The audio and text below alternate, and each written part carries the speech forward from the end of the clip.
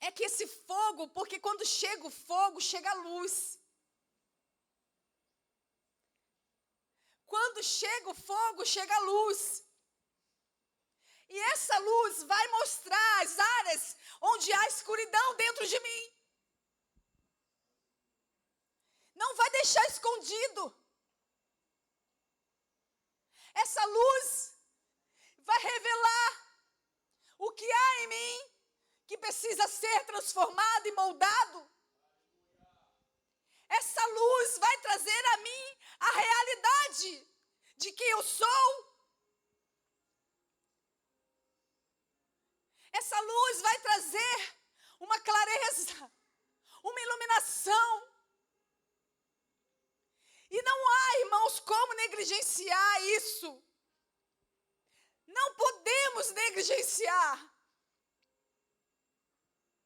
Não podemos continuar fugindo da luz. Manter na escuridão ou no escondido aquilo que o Senhor quer que a gente veja. A voz suave do Espírito Santo que já fala e brada dentro de nós. Mude isso. Mude isso. Remova isso. Limpe isso. Esse fogo. O fogo, ele vem para queimar todos os outros amores. O fogo vem para iluminar o fogo real, o fogo verdadeiro. O fogo da presença do Senhor não vem para termos um momento em que nós sentimos a presença, em que nós sentimos a glória. Não é um momento para nossa motivação, aonde nós chegamos aqui um pouco quebrado, aonde nós chegamos aqui um pouco desanimado, um pouco entristecido. Não, o fogo não vem para isso. O fogo vem para confrontar. O fogo vem para trazer a luz. E queimar, sim, as áreas em que guardamos ocultamente dentro de nós, que nós estamos adiando a mudança. Aquele sentimento, aquele pensamento, aquelas atitudes. Ele vem para trazer mudança. E se nós não entendermos isso, a igreja brasileira não entender isso, ela vai viver de moveres e moveres, e não vai deixar o fogo promover a verdadeira mudança, porque o verdadeiro fogo, ele redime, ele refina, ele transforma. Essa é a expectativa do coração de Deus, que nós deixemos o fogo queimar, para remover de nós as impurezas, os pecados, os maus pensamentos. O fogo vem para isso. O fogo vem para trazer a clareza, para nos iluminar os olhos do nosso coração. Não é um momento em que a gente se sente assim tão confortável na presença e a gente sente aquele mover glorioso, gostoso. Só que o mais importante é quando a presença do fogo é o que vai acontecer após recebermos esse mover. Será que eu vou voltar para casa e vou voltar às minhas velhas práticas? As minhas mesmas posturas e a mesma atitude, eu vou continuar numa zona de conforto?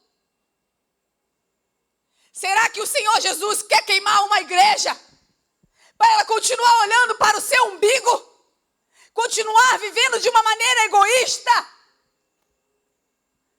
Será que é isso que você acha? Porque se eu achar isso, eu sou uma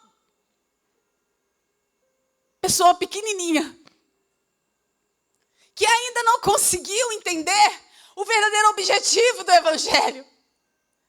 Porque quando o fogo veio para aquele povo, lá no Pentecoste, em Atos 2, no capítulo 2, ele veio para promover uma mudança maior. Porque aqueles homens já tinham se encontrado com Jesus, já estavam aguardando a promessa. Eles estavam no lugar certo, aguardando o fogo que viria, que os capacitaria e os selaria. Diante daquilo que eles ouviram, diante daquilo que eles creram. O fogo vem para selar. Irmão, se você olhar aqui, esse caderno, eu não escrevi nada disso. É o Senhor me dirigindo e me conduzindo para um outro caminho, para um outro lado. O fogo veio para selar aquilo que aqueles homens receberam. Olha, homens, vocês receberam. Vocês receberam o alimento, vocês receberam a instrução, vocês receberam a palavra. E agora, o que vocês vão fazer com isso? Vocês vão voltar para a sua casa. Pedro, você vai voltar novamente para o seu barco e pescar peixe? Tiago e João?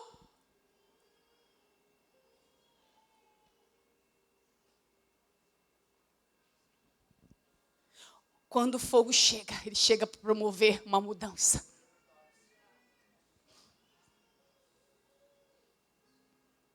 Não é mais o tempo de vivermos de moveres em moveres.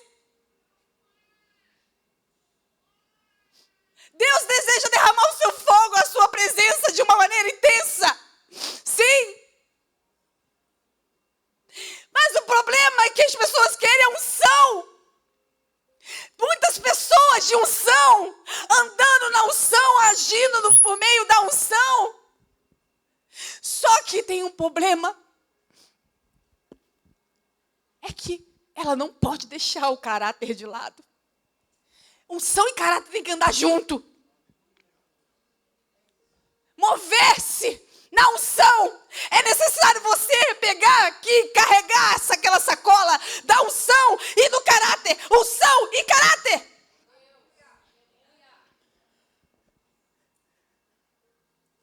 Existem aqueles que Deus vai dizer, eu não te dou, não vou te dar essa porção.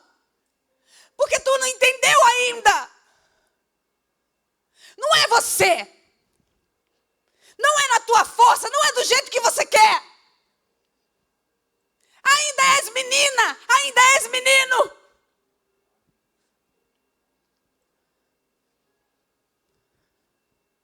O fogo precisa nos forjar e nos transformar homens e mulheres melhores. Homens e mulheres segundo o coração dele. Se você quer um manual de como ter um modelo, o melhor manual está diante de nós. O melhor modelo a ser seguido, o melhor padrão, é o padrão de Jesus Cristo. Mas existem tantos modismos. Teve uma época na minha vida, quando eu iniciei na área do Ministério de Louvor. Eu me lembro que, é até engraçado, eu me lembro que eu tinha alguém em que eu queria me espelhar, era a Ana Paula Valadão. E eu me lembro que chegou um tempo em que eu, não indiretamente, às vezes sem querer, eu cantava igual a ela, eu queria cantar como ela. Eu queria ministrar como ela, porque eu me identificava com a pessoa dela. E o Diante do Trono, naquela época, foi uma época, para mim, as canções foram como cura para minha alma.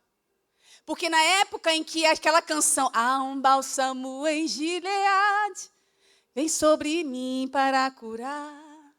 Vinde e voltemos ao Senhor, pois Ele nos despedaçou e nos sarará. Era o momento em que eu estava sendo curada. Era o momento em que eu estava despedaçada. Era o momento em que eu tinha perdido meu filho, meu esposo em menos de um mês. E eu só tinha 6 meses de crente. 6 meses em que eu tive um encontro com Jesus Cristo. E nessa época desse CD, essas canções entravam como cura dentro de mim, como um bálsamo. Mas, irmãos, por que eu estou falando isso? Porque foi aonde eu me identifiquei. Eu me identifiquei. Mas existe um momento, bispo, da nossa imaturidade. Chega um momento que a gente tem um certo nível de imaturidade. Mas chega um momento em que a gente cria uma maturidade, a gente cresce, a gente avança. E aí eu já comecei a ver que, caramba, eu sou a Roberta. Eu sou preciosa para Deus. Tanto quanto a Ana Paula. Eu tenho a minha voz, ela tem a voz dela, ela tem o timbre dela. Ela é ela, eu sou eu. Deus tem uma obra na vida dela, Deus tem na minha. E não preciso pesar na balança e fazer comparação, não preciso. E nem preciso me diminuir porque alguém me diminuiu. E nem preciso me enaltecer também, porque há 2 pesos e uma balança, né? 2 medidas, não preciso me diminuir porque alguém me diminuiu, eu nem preciso me elevar porque alguém me diminuiu. Não precisamos disso. Se você sabe quem você é em Cristo Jesus, se você reconhece o sacrifício dele por você, você não precisa de comparativos. Você não precisa que ninguém chegue para você e fale o que pense de você. Se você sabe, se você tem uma identidade de filha, de filho, e você sabe de onde ele te tirou, como ele se apresentou para você, como ele se revelou, você não vai ficar preocupado com aquilo que as pessoas dizem. E as pessoas muitas vezes ficam entristecidas, angustiadas, saem da igreja, saem do ministério, deixam de exercer os seus dons, seu talento. Por quê? Porque existe sim uma orfandade. Não existe o reconhecimento da paternidade de pai em nós, muitas vezes. Quando eu entendi, não preciso imitar ninguém. Porque eu sou meu único DNA. Eu sou um DNA. Eu sou importante para Deus, dentre milhares e milhares de filhos e filhas que o Senhor tem. Você é importante para Deus. O mesmo olho que olha o seu irmão, olha para você. O mesmo ouvido que ouve a oração do seu irmão, ouve a tua. Às vezes a gente fica pesando, fazendo comparações. Ah, mas porque a oração de fulana é tão assim, né? É gloriosa, é tão poderosa. Nessa a nossa pregação de irmã, da irmã tal, do irmão tal, ele prega tanto e a gente vai se colocando, né? Assim, vai se escondendo. E a gente vai se diminuindo.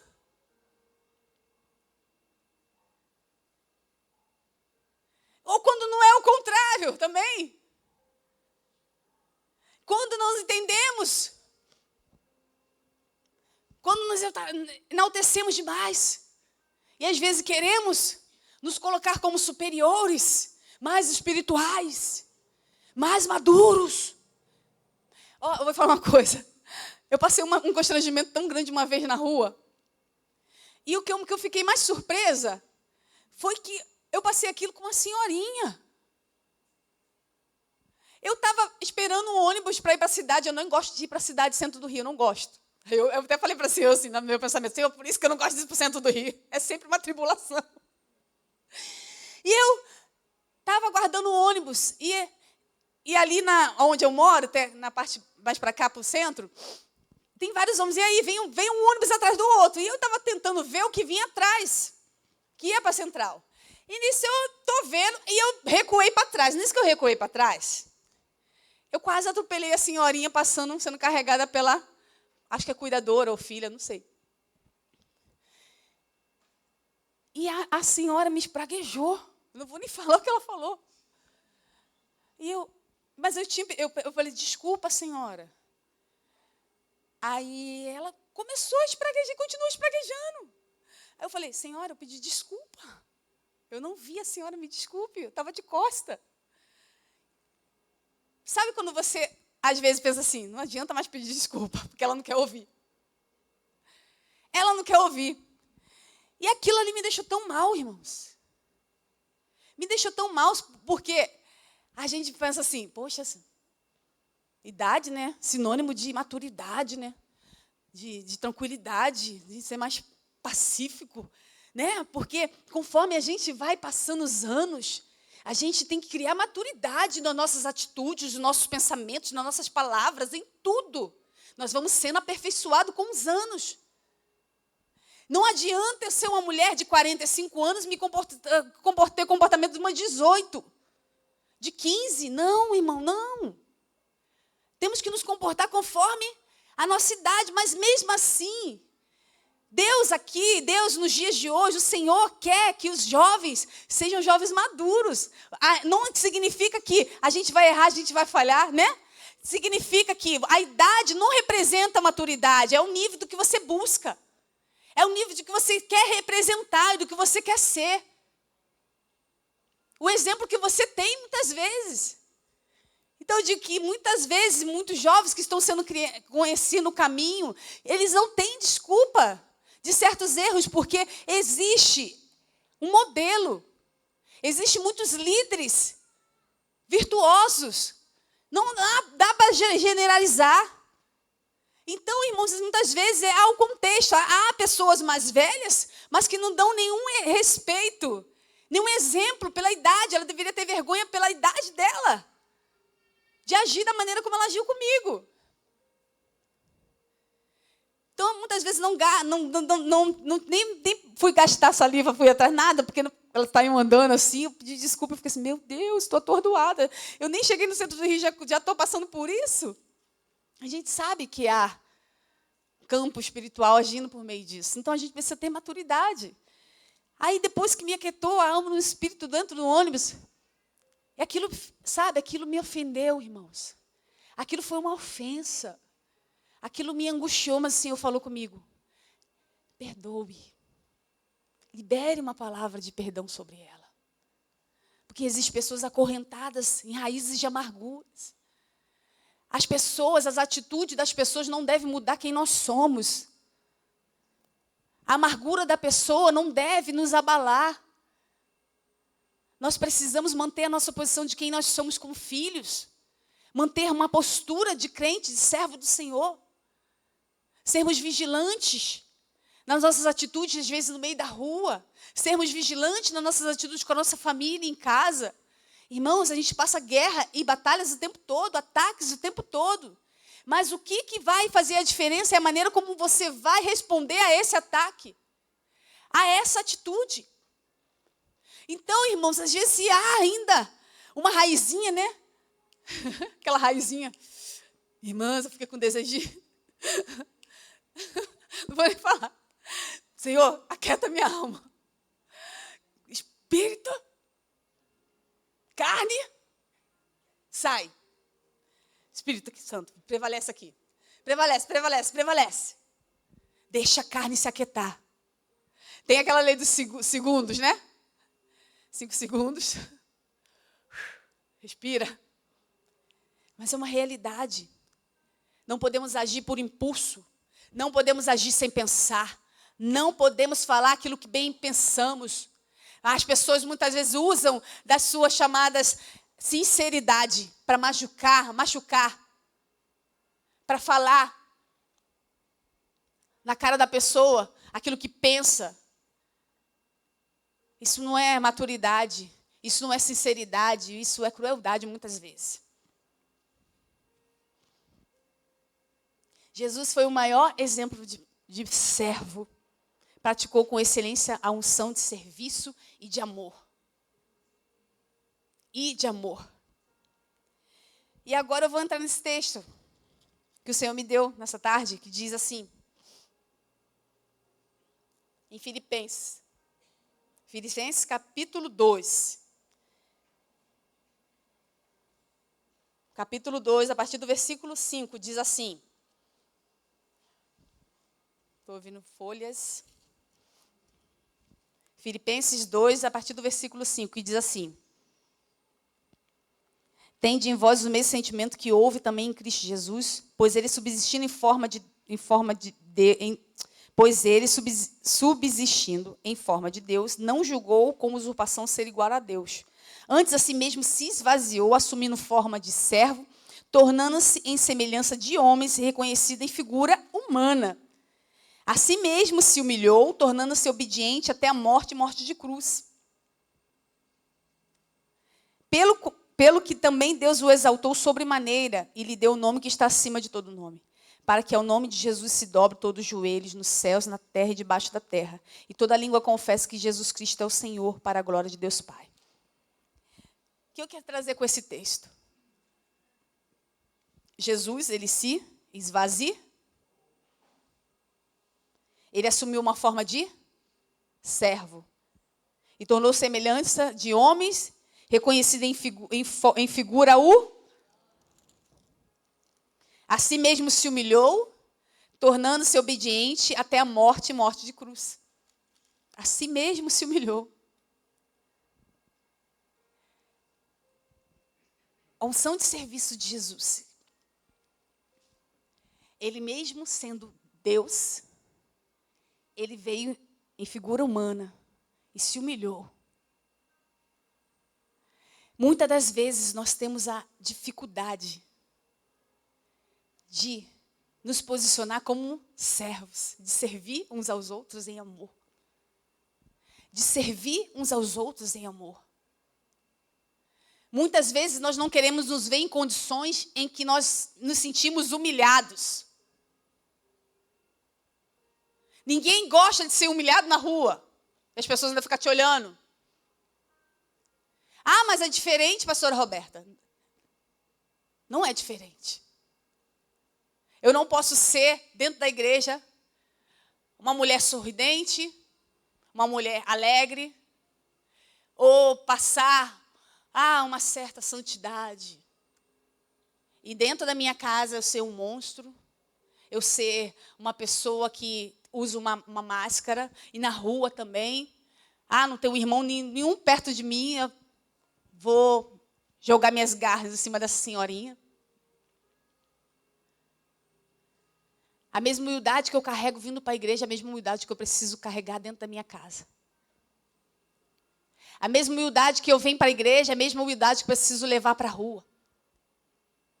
E é nesses momentos assim que a luz vai mostrar quem eu sou. E foi nesse momento que eu pensei, caramba, quem sou eu, né? Queria fulminar a velhinha.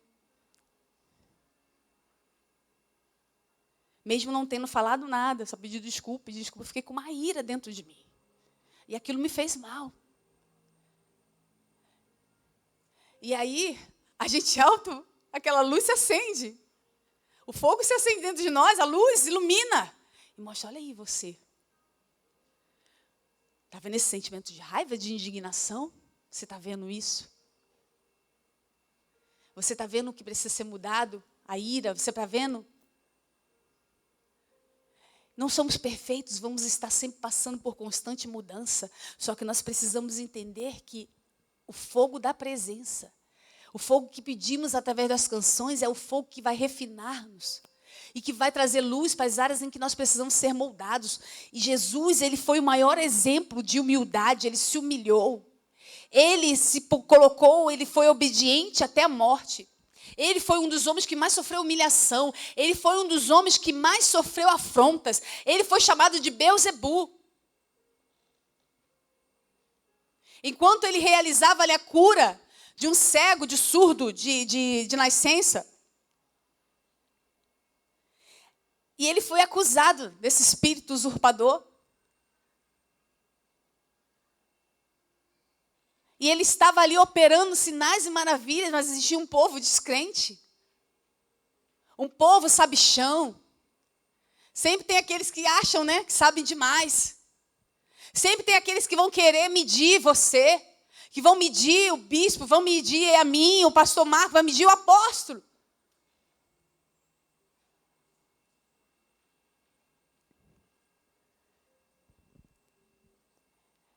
Beelzebul sempre vai se levantar contra a unção verdadeira.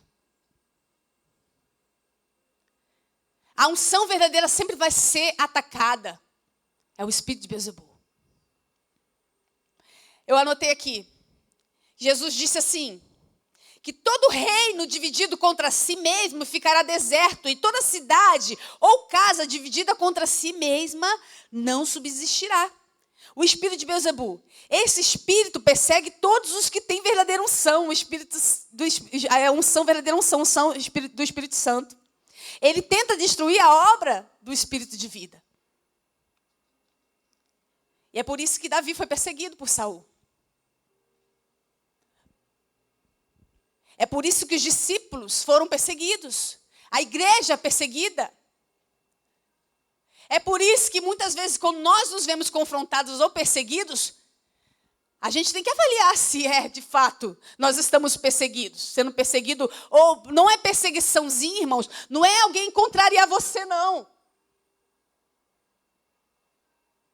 Não é chegar para você e dizer que não concorda, não. Porque às vezes Deus permite situações que vão nos contrariar para nos mostrar, poxa, que ponto eu estou certo, até que ponto eu estou errado.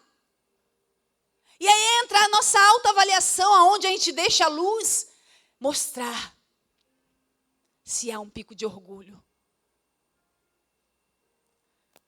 Porque quando existe orgulho, a gente não gosta de ser contrariado. Quando existe orgulho, tô certo. Nem o Senhor vai se meter nisso. Quando ele já fala, o Espírito Santo fala, o Espírito Santo mostra, quando a pessoa está extremamente convencida de que ela não está errada, mas o Espírito Santo está trazendo luz, ele deixa quieto por um tempo. E é onde a pessoa vai se avaliar, vai rever os seus conceitos e vai fazer o caminho de volta.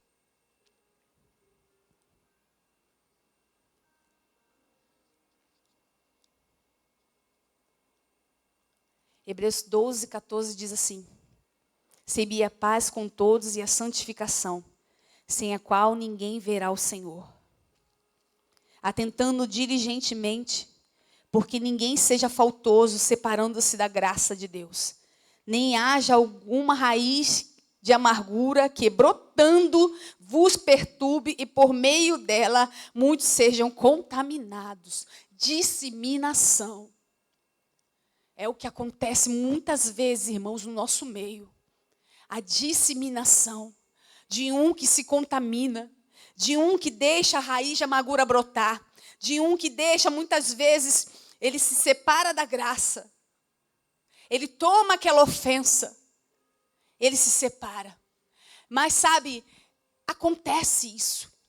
Sabe, mas qual o maior erro dessa situação? É quando a gente não pede ajuda. Quando a gente não pede socorro, quando a gente não se coloca na posição de servo, humilde, para pedir ajuda. Porque o humilde, ele vai pedir ajuda, ele vai pedir socorro, ele vai pedir. Mas muitas vezes aquele que é orgulhoso, muitas vezes essa soberba, irmão, muitas vezes toma a nossa carne e a gente quer estar na nossa posição, muitas vezes de razão. A gente quer carregar sentimentos que não são nossos, sentimentos que estão nos abatendo, que está nos fazendo morrer. E infelizmente existe dentro da igreja muitas pessoas que estão dando literalmente muito lugar para a sua carne. Que não souberam aprender o que é ser verdadeiramente servo. O que é se humilhar. Se humilhar não é você simplesmente passar, deitar no chão para que a pessoa passe por cima de você. Não, se humilhar é você saber refazer o caminho de volta e dizer, me perdoe.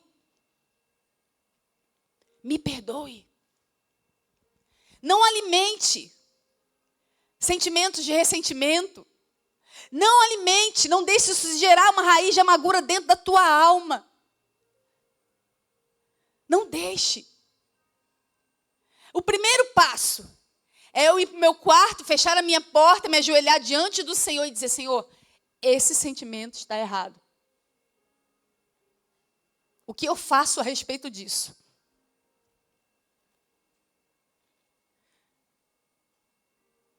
Mesmo que você se sinta numa condição de a pessoa ofendida, ou mesmo que você até tenha ofendido alguém, e você está carregando algo, o primeiro passo é se apresentar ao Senhor e dizer para Ele: nós temos um amigo, nós temos um Senhor. Irmãos, eu fico boba, como às vezes a gente não pensa, irmãos, como a gente às vezes não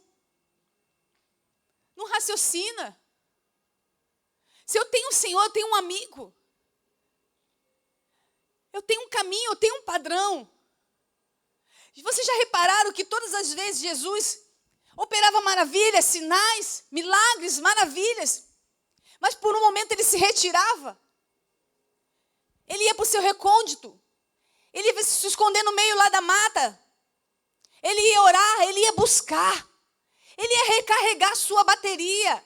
Ele ia botar novamente seus pensamentos em ordem. Ele ia fazer algo das cargas que ele estava carregando, das acusações que ele estava sofrendo. Ele ia fazer algo. Você não via Jesus Cristo rebatendo. Nós não víamos Jesus pagando mal com mal.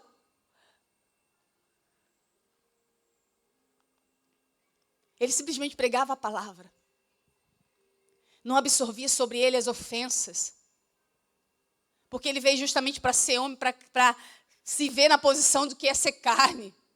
E não é fácil não, irmão, ser carne. Não é fácil não, irmãos. Como Paulo disse, aquilo que eu não quero fazer, eu faço, mas o que eu não quero fazer, né?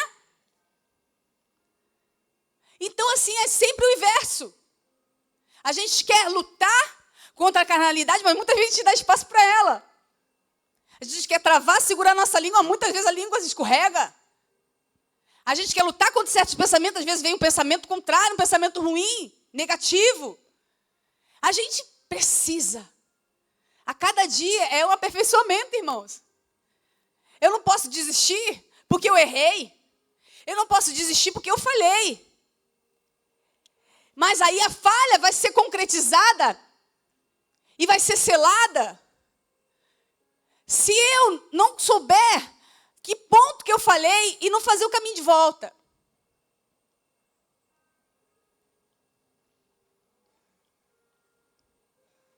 Essa que é a falha. Nós podemos condenar aqueles que erram arduamente contra nossas vidas, e nem as pessoas podem nos condenar quando a gente erra contra elas. Uma coisa eu aprendi no decorrer desses anos. Eu passei 13 anos servindo a Nova Vida ali na igreja. Lá foi onde eu nasci de novo. Lá foi onde eu passei todo o processo. E eu fui muito abraçada, muito acolhida, muito bem cuidada. E nesses 13 anos, irmãos, eu nunca fui lá no gabinete levar problema para o meu pastor. Nesses 13 anos, irmãos, eu não falo isso com orgulho, como elas são. Não.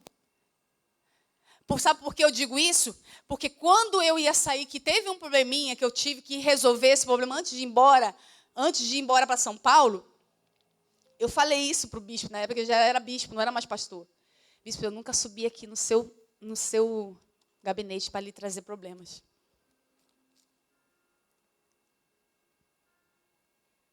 Mas agora eu vou expor para o Senhor o que está acontecendo assim, assim, assim. Porque existem situações que nós podemos resolver de forma simples. Com pedido de perdão. Não é a humilhação, me humilhar para o meu irmão, é a humilhação da minha carne. A minha carne precisa ser humilhada por mim. Eu preciso aprender a humilhar a minha carne e a saber colocar ela no lugar certo.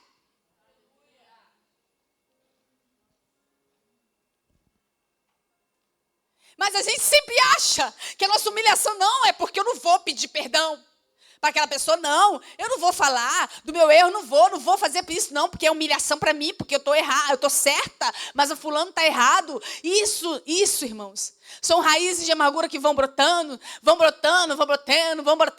A gente cria monstro, a gente acha que aquela pessoa tem alguma coisa contra a gente acha. Eu também tive esses sentimentos. No decorrer da minha caminhada, passei por tantos lugares. E em lugares eu fui perseguida, sim. Mas não me coloquei no lugar de coitada dela, coitada de mim. Coitada de mim. Não, eu vou fazer a obra. Eu vou seguir. Eu vou fazer a minha parte. Eu vou dar ao Senhor a minha unção de serviço. Fui chamada para isso, para servir. Mas eu vou parar de servir porque eu estou sendo olhado com um olhar torto. Eu vou sair da igreja porque alguém pisou no meu calo. E eu vou difamar ainda o ministério. Bobeira.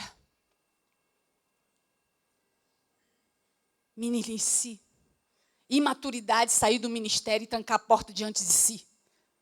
Porque muitas vezes não é o líder de uma igreja que fecha a porta diante da cara de algumas pessoas. É a própria pessoa que não sabe sair bem. Que não sabe ir, reconhecer o seu erro e dizer, pastor, eu pequei, eu errei. O senhor me perdoa, bispo? Eu estou saindo por causa disso, sim, estou muito magoada. Mas eu quero pedir perdão ao Senhor por essas atitudes. Deixa eu pensar, vou repensar, vou botar minha cabeça no lugar, vou tentar encontrar um lugar, vou ver.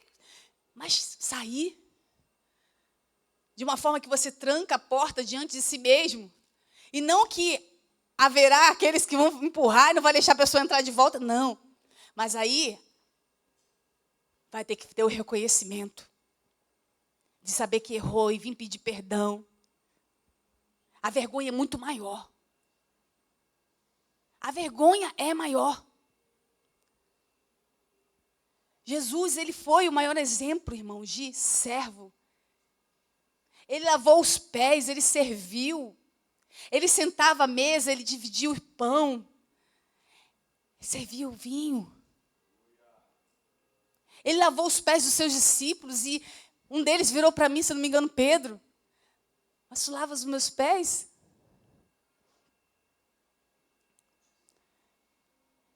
Não queria que Jesus se colocasse nessa condição de humildade, nessa condição de servo, porque Pedro já reconhecia, já sabia, tinha a revelação de quem era Jesus, o Filho de Deus vivo. Para onde eu irei? Só tu tens a palavra de vida eterna. Mas se ele se colocou nessa condição, eu não entendo muitas vezes quando a gente quer se colocar numa condição de superiores, que não pode muitas vezes servir, que tem aquela tendência de achar que está sendo escravizado, aquela tendência de achar que está sendo, como é que se diz, explorado, que tem aquela tendência de achar, estou fazendo tudo sozinho. Poxa, ninguém faz, vai ficar sempre olhando para o lado, olhando quem faz, quem não faz, vai ficar sempre olhando para o lado. E deixa de fazer com excelência aquilo que foi colocado na sua mão para fazer. Eu não posso ficar olhando para o lado, porque senão eu deixo a desejar naquilo que eu fui chamado para fazer. Então eu preciso avaliar, porque eu estou sempre avaliando quem não está fazendo.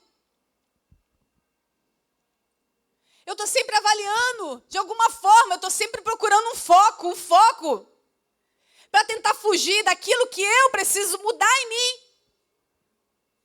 O foco geralmente sempre é uma pessoa, sempre é alguém, sempre é o meu irmão, ou é meu esposo, ou é meu irmão em casa, ou é um vizinho, ou é alguém da família. O foco muitas vezes é outra pessoa e nunca somos nós. Nunca somos nós.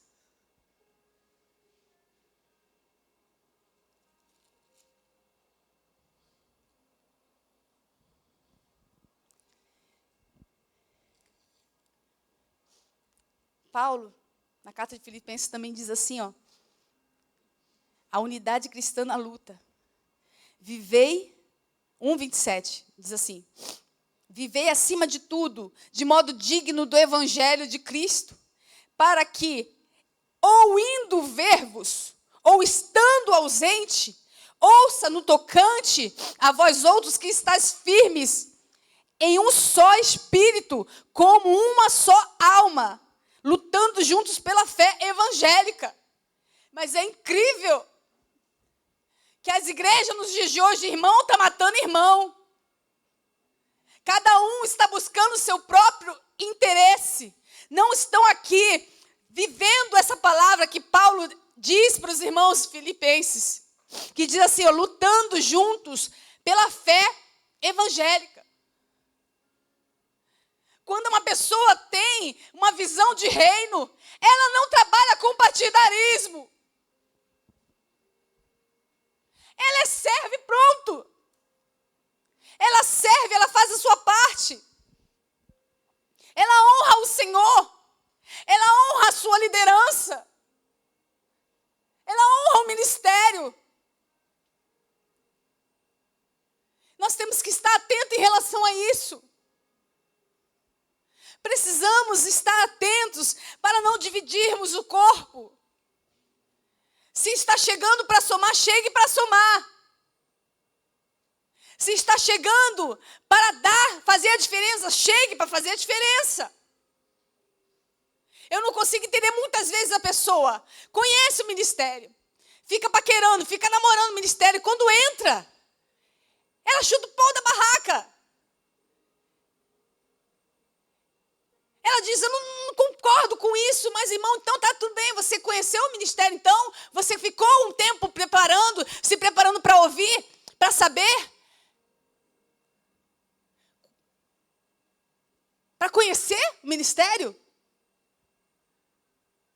Você procurou se aprofundar? Quais são os fundamentos? Então não podemos agir pela emoção. Nós temos que agir com a razão, na escolha de onde nós vamos servir o Senhor local.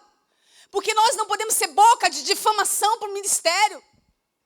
Não, porque depois o ministério que não presta, mas eu sou a santa. Eu sou santo. Eu presto. Nós lidamos todo dia com pessoas que têm um só propósito. Que pelo menos precisa ter. O propósito de ir para o céu. Ninguém daqui tem esse pensamento diferente. Porque não é possível uma pessoa estar na igreja e querer ir para o inferno. Ninguém quer ir para o inferno. A gente está na igreja, a gente quer melhorar. A gente quer se tornar pessoas melhores. A gente quer avançar, a gente quer crescer. A gente quer progredir. A igreja, a instituição existe para isso. Existe sim algumas instituições que você não está, que você, caramba, você pensa assim, meu Deus, o ano está passando, o tempo está passando e eu não me vejo crescendo, não estou me alimentando aqui. Aí você precisa se avaliar que foi o meu caso em algumas circunstâncias. Mas não vou sair difamando, julgando. Porque às vezes o alimento, eu estou precisando de um alimento mais forte. Porque às vezes a gente já carrega algo dentro de nós, uma sede, uma fome tão grande. Eu estou precisando de algo mais forte. Aqui não estou encontrando isso. E aí você fala assim, caramba, não sei, não estou perdendo. Estou me perdendo a visão, não quero me perder da visão, não quero me perder da visão. E aí você sim encontra um lugar. Eu me lembro quando a gente chegou aqui. Há uma paixão. E às vezes eu fico trazendo à memória aqueles dias, o primeiro dia que eu entrei aqui, o segundo, o terceiro, porque depois do primeiro a pessoa não deixa de vir. Eu não deixei de vir.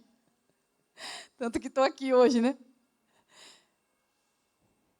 E é sempre necessário voltar e trazer à memória aquele sentimento. E eu vou dizer para você, você vai lidar com pessoas imperfeitas em todos os aspectos. Isso não pode ser base para o seu julgamento. Onde é que está a pessoa que quando entrou via tudo perfeito? Era tudo lindo, tudo tão maravilhoso, tanta presença. Senhor, eu quero isso. Eu quero isso, eu quero viver isso. É isso, Senhor, que eu tento levar para lá, mas eles não entendem. E aí, a pessoa vai vindo e se torna algo comum, vai se tornando uma rotina, o tempo vai passando e aquilo parece que vai se esfriando.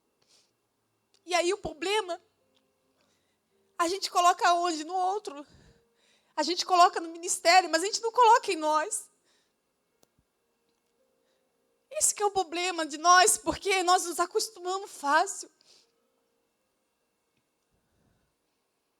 Nós nos acostumamos, nos habituando e tornamos muitas vezes os nossos encontros em rotinas. E isso é o nosso erro. A expectativa não pode mudar dentro de nós. O fogo tem que continuar queimando. O fogo vai trazer luz, vai trazer clareza. Trabalhe naquilo ali que está sendo mostrado. Deixe o Senhor iluminar cada vez mais o seu coração. Se você está vivendo um evangelho que não te confronta, está errado. Eu preciso ser confrontada. E muitas vezes o Senhor vai usar os espinhos. O Senhor vai usar o nosso irmão. O Senhor vai usar alguém.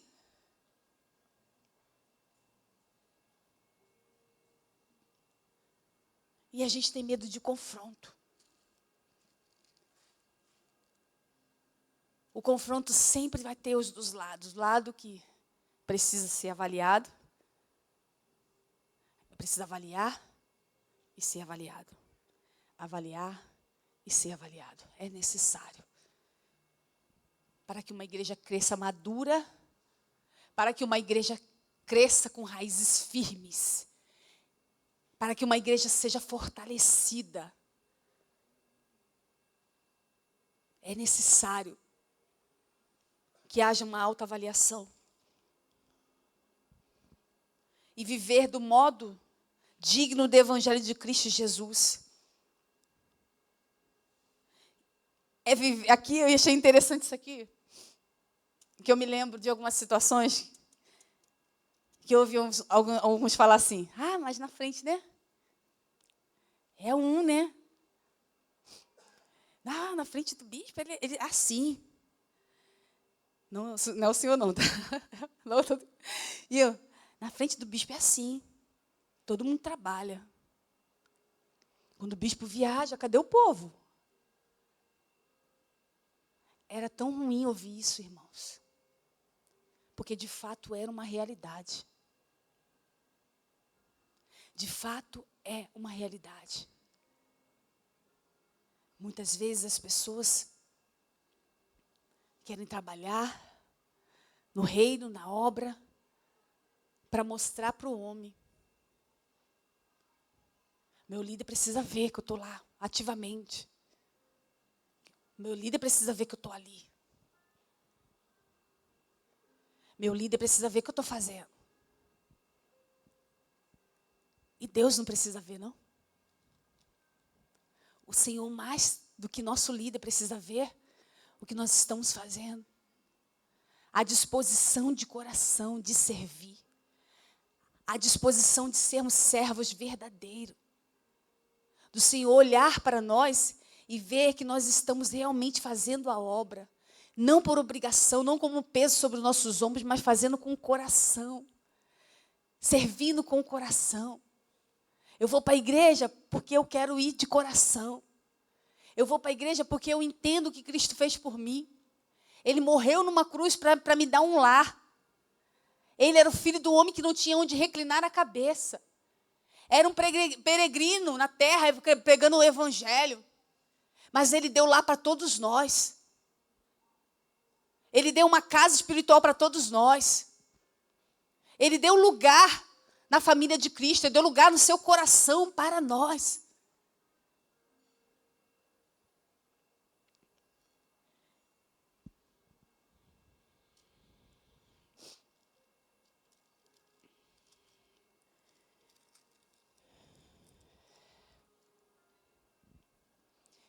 E o que a gente aprende com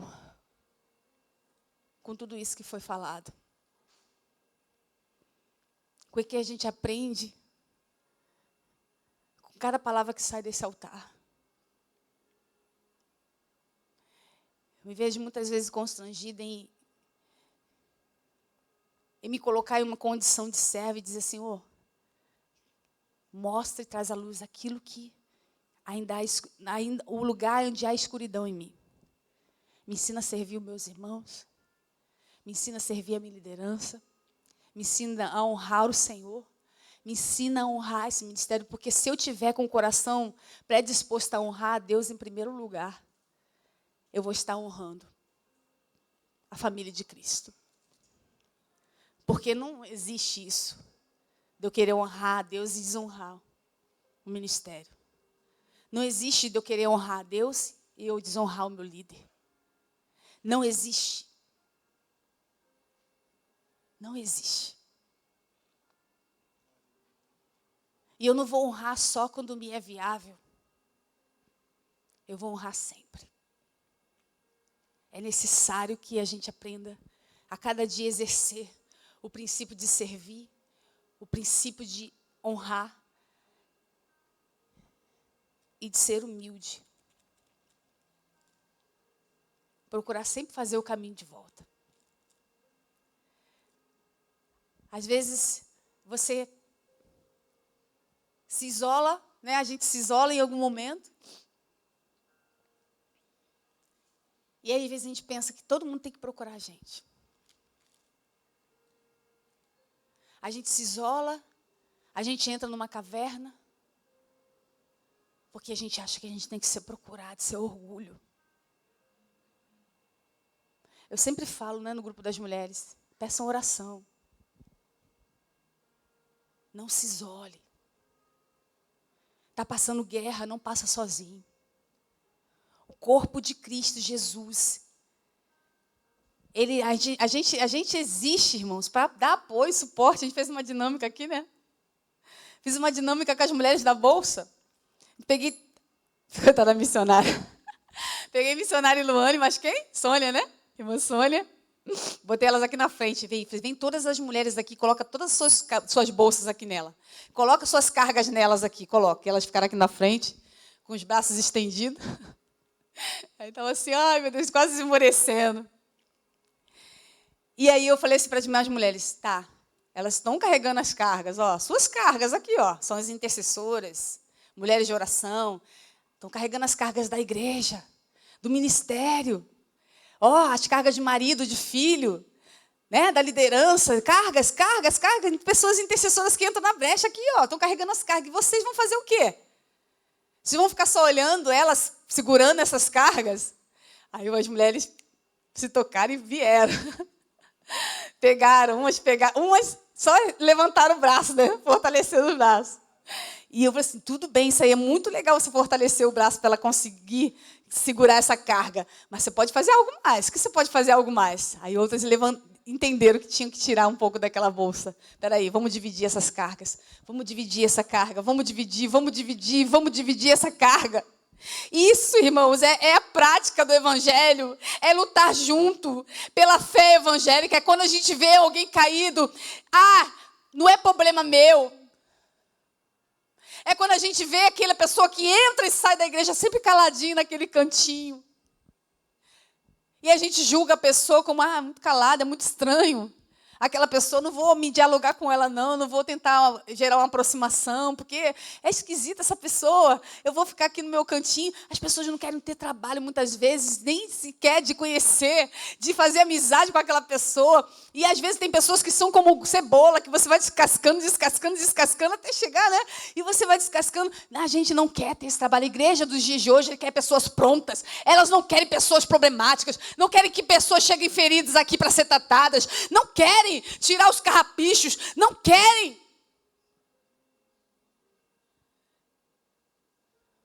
Existem pessoas que chegam assim preparadas de outros evangelhos, outras igrejas, aliás, mas existem pessoas que vão chegar precisando de apoio, de suporte, de aconselhamento, de alguém que se importe, que olhe para ela e diz, irmão, de onde você é? Pô, que bom, estou vendo que você está vindo aqui algumas vezes. Eu estou vendo que você está vindo, você está gostando do ministério. Seja bem-vindo aqui, volte mais vezes. Às vezes, isso é o suficiente para aquela pessoa ficar. Isso é o suficiente para aquela pessoa se sentir acolhida. E é lógico que a gente vai desenvolvendo, vai dando cada vez mais, apresenta essa pessoa para outras. Vai acolhendo ela no corpo de Cristo. Ela vai se abrir, vai falar dos seus problemas, das situações que viveu. Com o tempo, ela vai criar essa confiança. Tenha paciência para ouvir. Ore, interceda por ela. Ore com ela. Interceda por ela na sua casa. Faça a diferença na vida de uma pessoa. Faça a diferença na vida do seu irmão. Teve um momento muito pessoal no monte, que nós podemos compartilhar algumas feridas. E o Senhor falou claramente comigo, feridas que curam.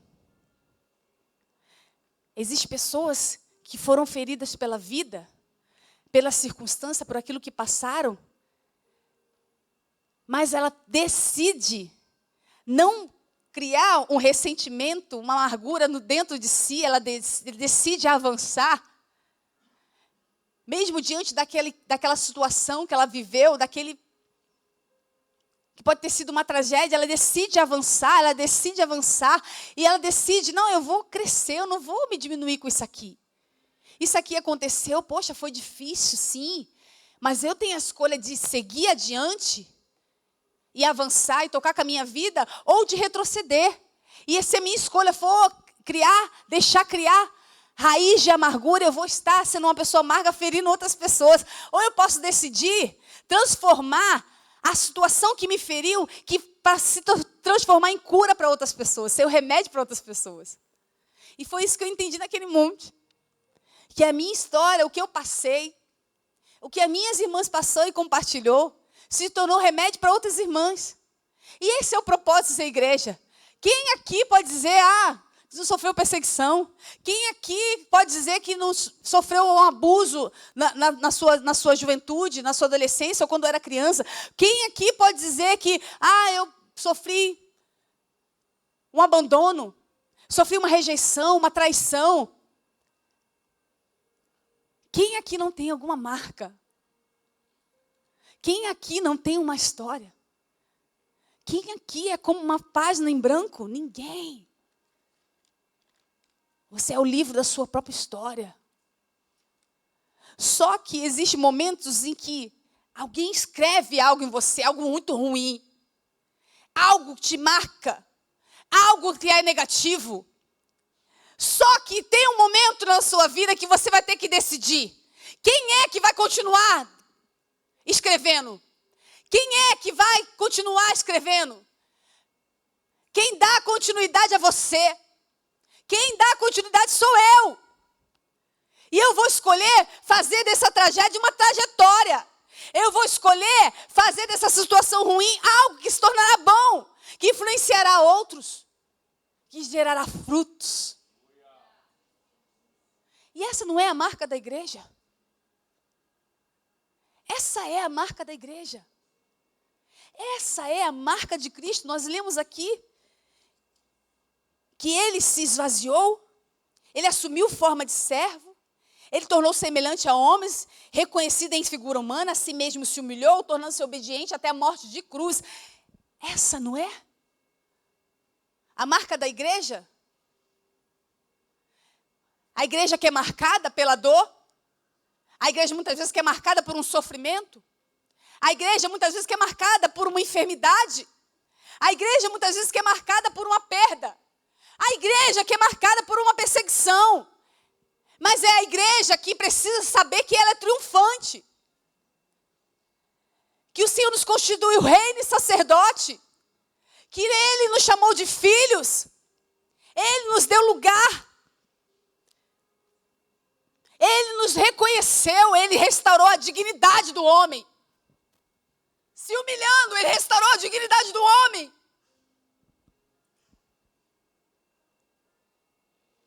Essa é a marca da ser igreja. Não é a igreja dodói, não. Se Jesus fosse o Jesus dodói, Ele não iria para a cruz. Ele não ia subir naquele monte lá do Getsemane e fazer a última oração, dizer, se possível, passa de mim esse cálice. Ele não ia para lá porque ele sabia que era lá que eles iam buscar ele. Ele ia fugir para outro lado. Mas ele sabia qual era o seu propósito. Qual era o seu objetivo. Entenda qual é o nosso objetivo, igreja. Qual é o nosso objetivo? Irmãos, a gente estava ouvindo ontem a pregação do apóstolo. E não pode ser natural a gente ouvir e a gente se conformar. Tem que doer. Tem que doer. Tem que doer na igreja quando a gente ouve que a fofoca, a disseminação da mentira destruiu um ministério. Tem que doer. Tem que doer na igreja. Quando a gente vê um irmão que estava no nosso meio, mas que está perdido agora, tem que doer em nós. E quando a palavra entra e confronta e dói em nós, ela está fazendo exatamente o efeito certo. Porque quando ela gera aquele sabor amargo, difícil de engolir, é porque realmente está gerando algo que vai nos curar. Como aquele povo que não queria beber das águas amargas. Não, eu já fui muito humilhado naquele Egito. Eu já fui muito humilhado naquele Egito. Para agora chegar aqui e parar diante de águas amargas. Precisamos entender que o Evangelho, nosso mestre, foi um homem de dores e carregou marcas. Mas essas marcas teve um propósito. As dores dele e o sofrimento dele foi para que gerasse vida em nós. Vida em nós. Vida em nós. E a semelhança de Cristo, as minhas dores, meu passado, a história que eu tenho, eu posso e devo transformá-la em uma história que vai gerar vida na vida de outras pessoas. Que vai levantá-las, que vai erguê-las. Então deixe o fogo arder no seu coração e a luz desse fogo acender as áreas em que ainda nós não conseguimos perceber de que aquela área que Deus quer curar não significa que Ele vai remover e que vai dar um apagão na sua memória e você vai esquecer tudo que passou. Mas Ele vai fazer para você, dizer para você que Ele que te cura, Ele é o Deus que te cura, que te sara, que te restaura. Ele pode não voltar lá atrás e apagar o que aconteceu, mas Ele vai transformar a tua vida a partir disso. Se você deixar, se você reconhecer dentro de si, se nós a cada dia reconhecermos dentro de nós que existem coisas que precisam ser mudadas em nós. Porque Ele quer fazer algo em mim. E se eu estou sendo confrontada, muitas vezes a gente se sente exprimida, não é nem por inimigo não, irmãos. Nós muitas vezes estamos sendo exprimidos. Porque a gente continua insistindo em lutar contra aquilo que a gente não deveria mais lutar. Tudo para preservar a nós mesmos. Porque eu acho. Eu penso. Eu sinto.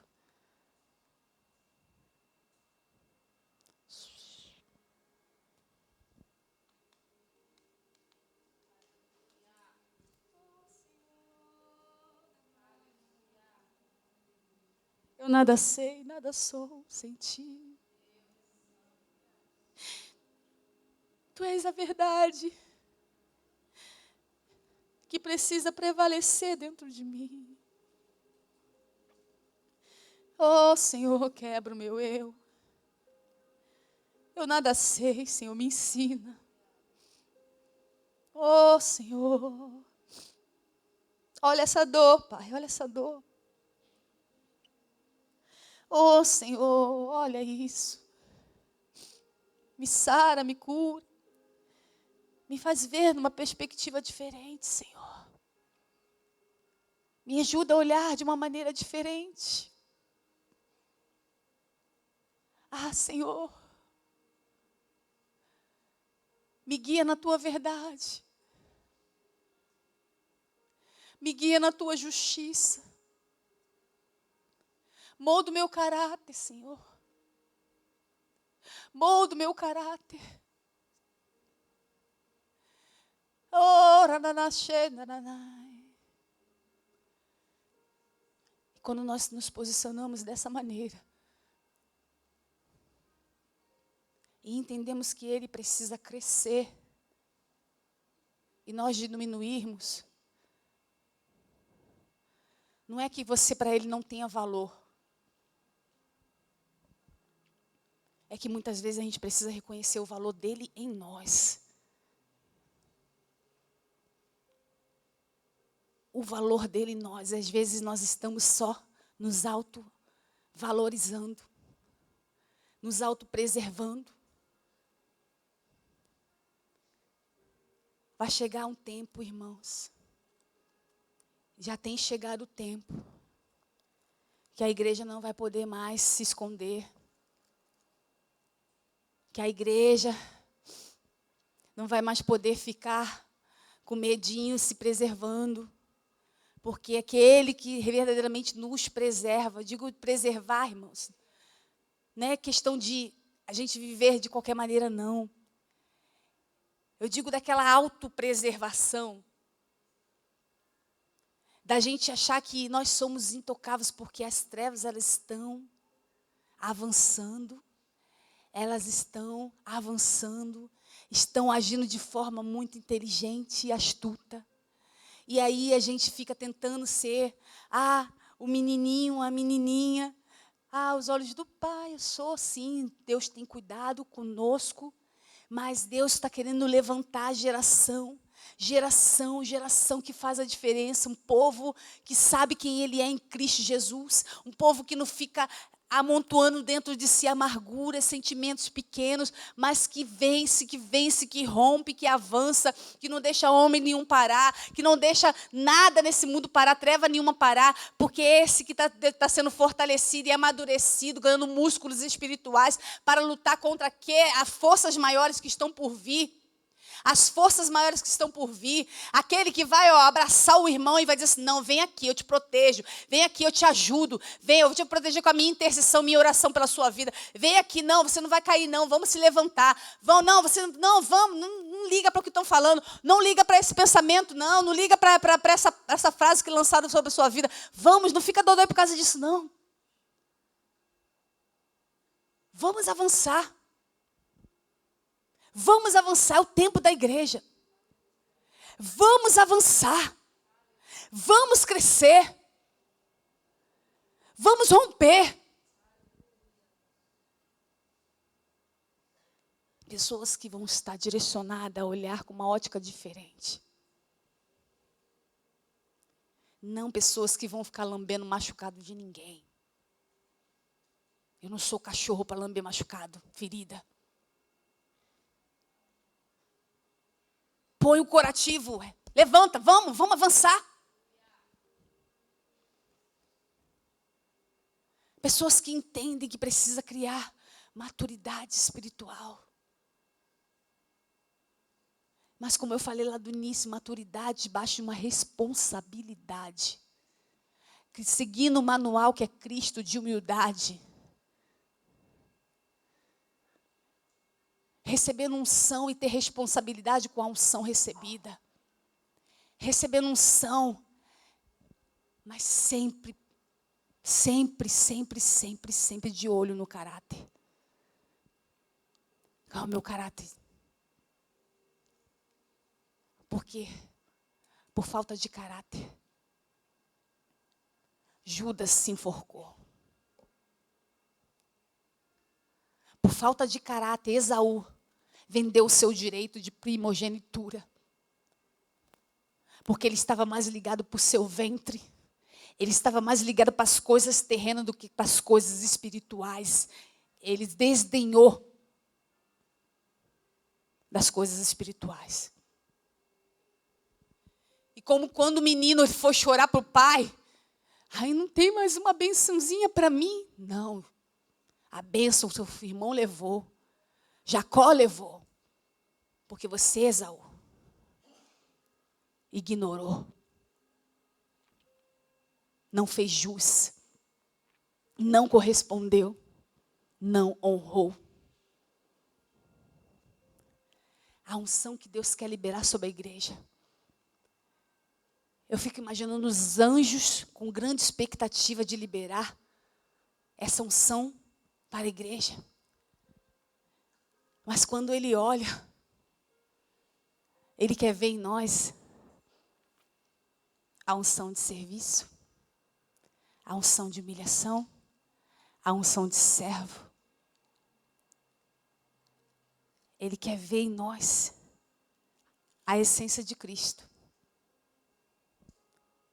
Porque se não houver a essência de Cristo, sabe o que essa pessoa faz? Ela se aproveita da unção e usa como ela bem quer. Para proveito próprio, para exaltação própria, para glorificação própria. Ela usa a unção para ganhar. Ela usa a unção para ganhar fama. Ela usa a unção de maneira inadequada e reprovável diante do Senhor. Então deixe, irmãos, o fogo verdadeiramente queimar. Deixa queimar. Deixa ele acender. E quando ele estiver queimando, faz uma autoanálise e olha, quem sou eu? Quais áreas que precisam ser trabalhadas ainda? Senhor, eu sou submisso, eu sou insubmisso? Eu sou humilde? Senhor, quem sou eu? Deixa essa luz desse fogo clarear dentro de si. Veja aonde está o problema. Se humilhe diante do Senhor. Se consagre. Se submeta a Ele. Para que você veja mudanças acontecer. As mudanças ocorrerem em nós, acontecerem em nós. Não seja conformista. Não devemos nos conformar em carregarmos sombras em nós, escuridão em nós, áreas que o Senhor já está mostrando que precisam ser resolvidas e nós sempre deixamos para lá. Ignoramos aonde o fogo está clareando, trazendo luz, trazendo clareza. Amém, meus irmãos?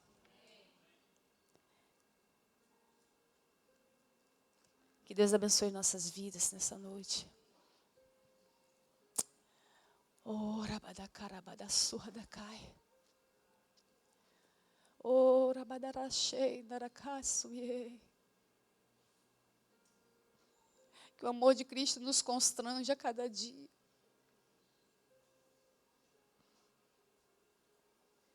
Que o amor de Cristo nos constrange.